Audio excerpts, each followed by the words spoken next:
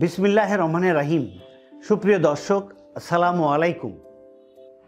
গরম অলরেডি চলে এসেছে, আমরা গরমে অতিষ্ঠিত হচ্ছি, গরমে আমরা ঘেমে যাচ্ছি, আমরা ডিহাইড্রেট হচ্ছি। আর এই ডিহাইড্রেটের জন্য আমরা অনেক অসুস্থতায় পড়ছি।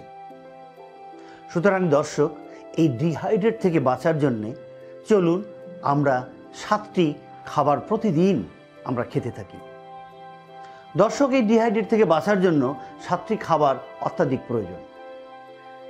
দর্শক, 1 নম্বর বেদেনা, 2 নম্বর স্ট্রবেরি, 3 নম্বর শসা, 4 নম্বর টমেটো, 5 নম্বর তরমুজ, 6 নম্বর লেটুস এবং 7 নম্বর গাজর।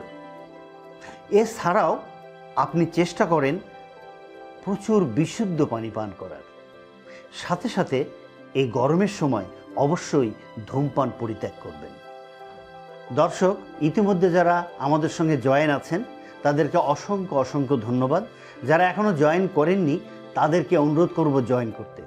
আপনারা আমাদের এই চ্যানেলটিকে সাবস্ক্রাইব করবেন, শেয়ার করবেন, লাইক করবেন।